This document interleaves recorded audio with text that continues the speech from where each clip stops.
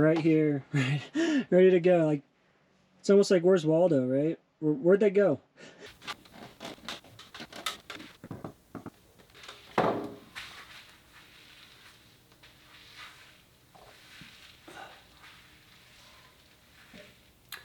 Made it. Number 7. It's going to be the keg system.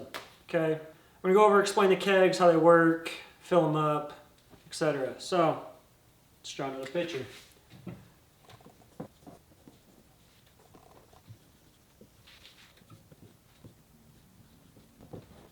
Third time's a charm. So inside my trailer I've got 6 kegs. 6 dedicated kegs for 6 dedicated purposes. 2 15s, 2 10s, a 5 and a 3. That 3 could be a 5. I think the 3s are cute.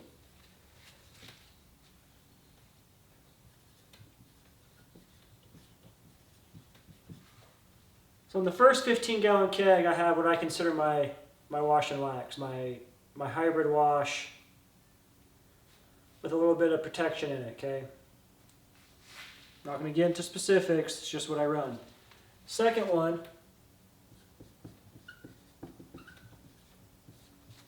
is Fusion. Just Fusion, okay? That is for basically coated vehicles, vehicles where I don't want the protection, etc., okay?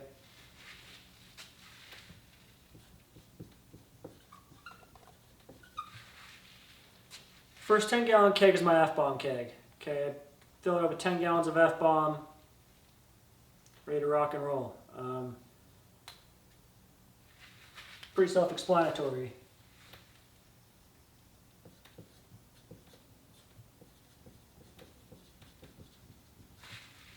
Fourth 10-gallon keg is my dry solution, my waterless solution, whatever you want to call it, right? There's so many different words for it nowadays. Well, there's so many different ideas behind those 2 words, right? Yeah, anymore I just call it a dry solution, a dry wash, because your wash media, it doesn't matter if it's a towel, dry cloth, whatever, your wash media itself is dry, so that's what you're using to wash with, a dry wash.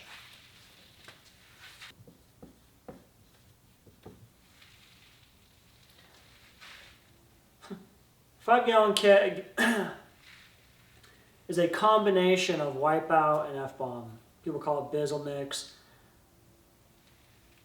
It might be EL, I'm not sure. That's what's in my number 5 keg, or my 5-gallon keg. 3-gallon keg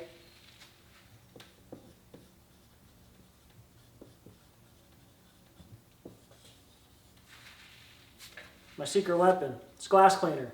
I generally use Fusion as glass cleaner. So I'll just put a little bit of glass cleaner in there, or a little bit of Fusion in there, a little bit of water. Stuff works awesome for glass, okay? That's what's in my kegs. So how they're all plumbed.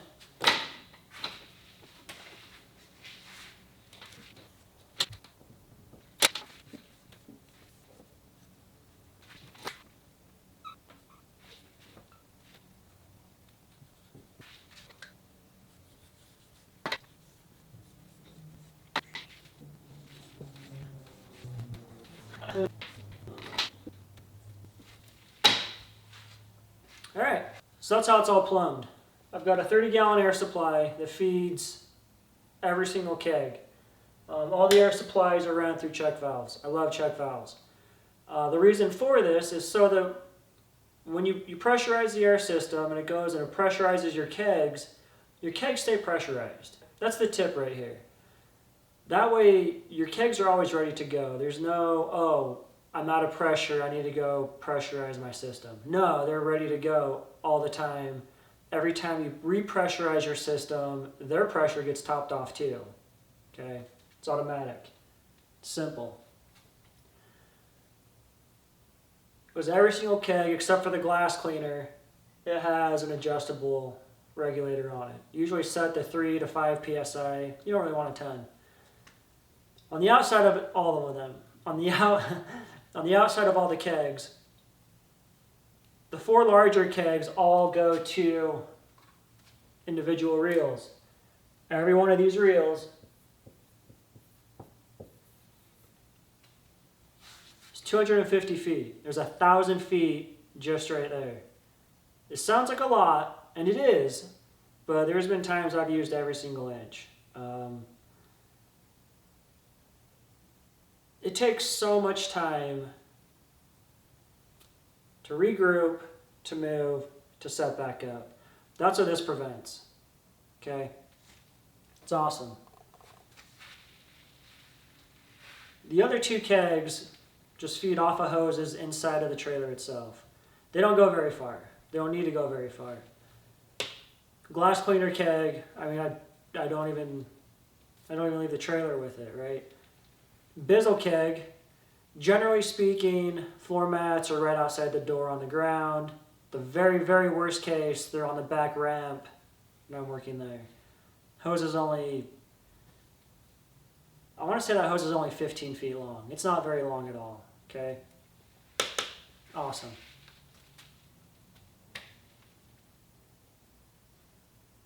So I think that's it. Yeah, let's go out there. We'll go check it out, huh? What do you think? There's 15-gallon number 1. There's 15-gallon number 2. Yeah, on top, you'll have your own dedicated airs, undedicated outs. That Luma hose goes up through the back side of all this. It's kind of hard to see in there.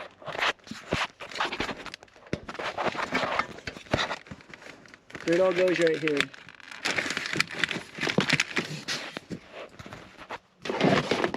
Everything goes behind this and all right here.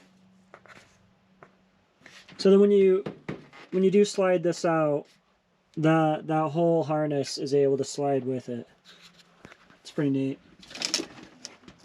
If you don't know why this slides out, go back and watch video number 2.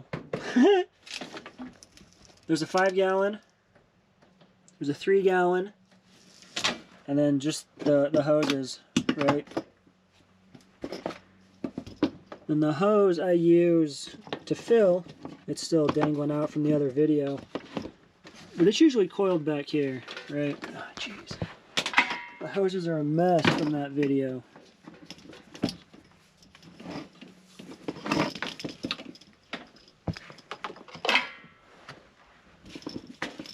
Okay. It's usually just coiled right here.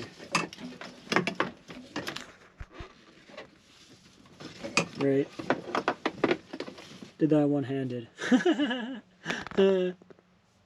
So that way I can just kind of pull it out quick. Hook it up. Right.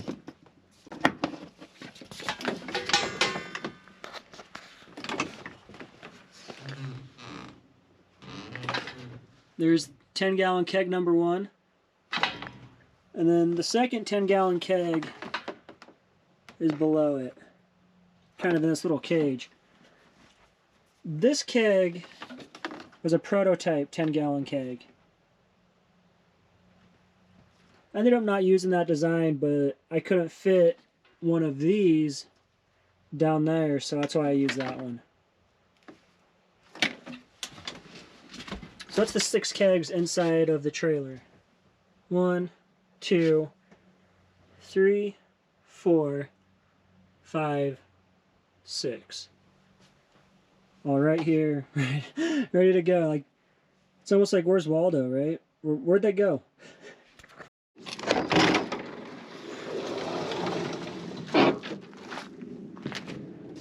And in the back, obviously, 1, 2, 3, 4.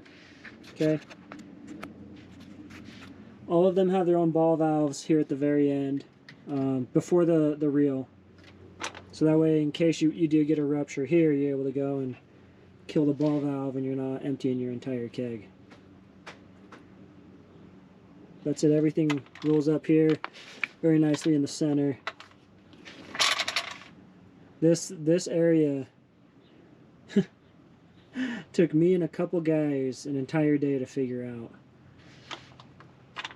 just so you could fit and still roll everything up, but yet still have room for everything else.